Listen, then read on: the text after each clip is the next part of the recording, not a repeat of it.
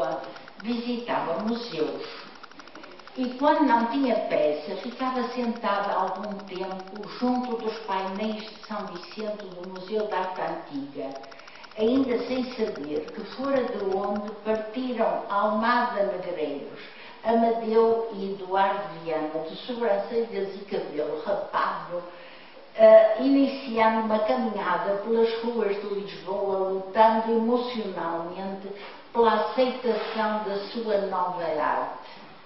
Mal eu sabia que iria ver um dia mais tarde o filme do nosso maravilhoso um filme de curta-metragem, nosso realizador Manuel de Oliveira, em que as figuras pintadas nesses painéis saltariam para fora, transformadas em pessoas vivas, movendo-se e falando sobre a razão da sua presença na obra.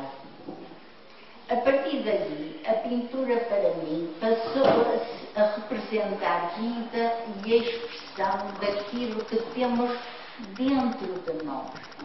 Contudo, em 1987, no Centro de Arte Moderna da Gulbenkian, em que pela primeira vez deparei com as obras de Amadeu na minha frente, que foi algo inusitado na minha vida, tornando-se no facto que fez com que a minha mente mudasse, iniciando em mim um modo de encarar a vida e o ser humano como algo de novo, como nunca antes pudera imaginar. Ficaram para sempre presentes na minha mente, especialmente dois quadros, os galgos e os cavaleiros. Os galgos porque se apresentavam em linhas alongadas, refletindo-se no solo, como se o seu corpo projetasse sombras no seu caminho, o que lhes dava a vida e o movimento da corrida. Mas foi nos cavaleiros que mais se projetou a minha atenção, pois pareciam, a quem olhasse de repente, diferentes formas geométricas pintadas com as cores mais variadas, mas que, conforme o ângulo de que se olhassem, tomavam a forma real de cavaleiros, conduzindo os seus cavalos a galope, sempre em movimento constante. Fiquei de boca aberta. Nunca tinha pensado que tal fosse possível. Como quase todos, estava habituada à forma estática e sempre igual de determinada figura, enquanto agora tudo passara a ter movimento e vida. Era como se eu saltasse lá para dentro e fizesse parte da cavalgada que, sem parar, seguia um caminho no espaço sem fim. Quis ir também com eles. Juntei-me aos cavaleiros, tentando seguir-os na estrada que se abria perante mim, sem saber qual o seu destino. Facto que começou por me levar a mim própria a tentar descobrir onde iria dar todo aquele mundo novo.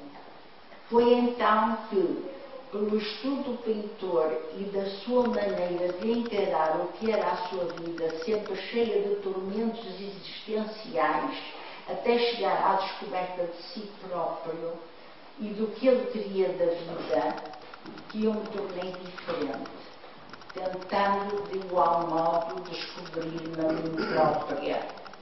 Pintando todo esse mundo que só poderia ser compreendido dentro de si próprio, levou-me como observadora a saltar através da tela e tentar descobrir onde me conduziria toda aquela digressão por formas cortadas, sobrepostas e espalhadas sem a sequência nem o nexo a que nos tinham habituado as convenções do cotidiano tradicionalmente vivido numa sociedade cheia de regras, vivências essas que todos repetiam, bem como sistemas organizados pela classe social considerada superior.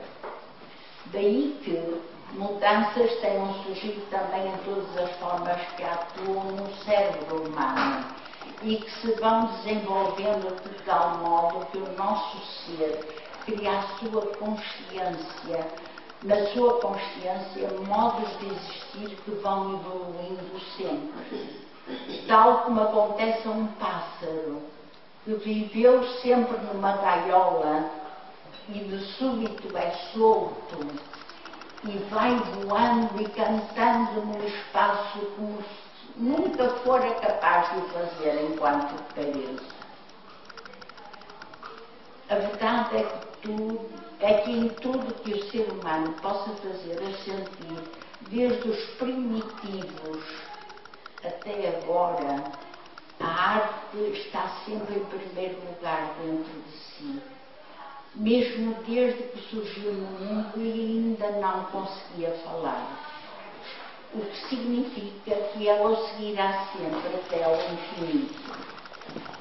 Foi então que decidi escrever este romance sobre um artista que se desenvolveu baseando-se apenas nos seus conhecimentos básicos adquiridos com o mestre Anglada, é o Anglada Camarasa, espanhol, produzindo depois sozinho algo que é só seu e que fez surgir da profundidade noturna do seu ser estilos que só apareceriam mais tarde na evolução do mundo artístico.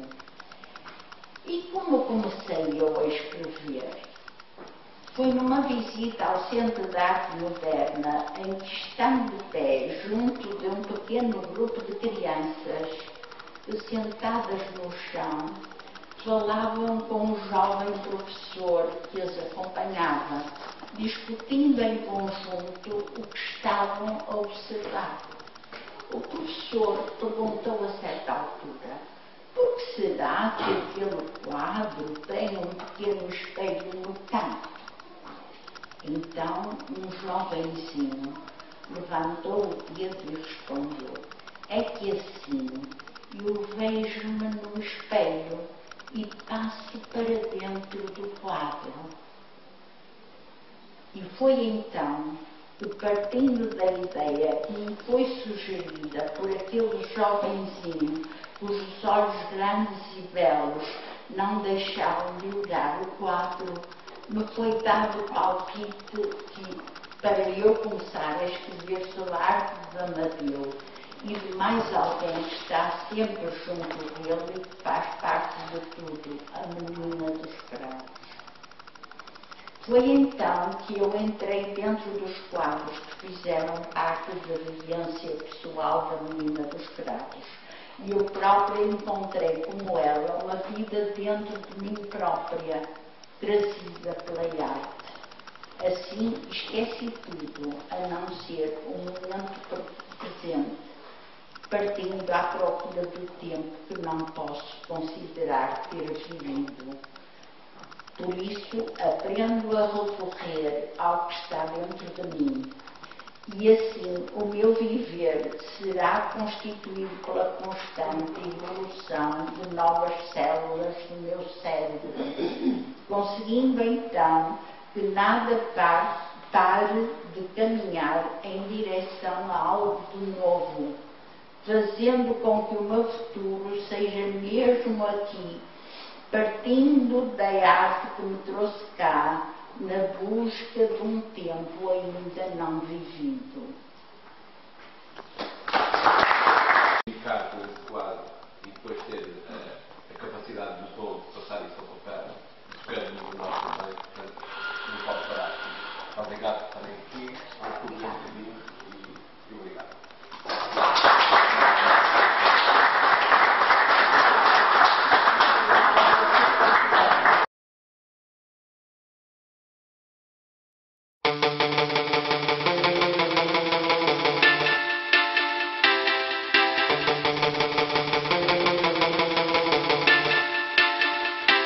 E a finança enche a pança com o aval da liderança. Despedimentos em vez de aumentos são os rumos da mudança. Especuladores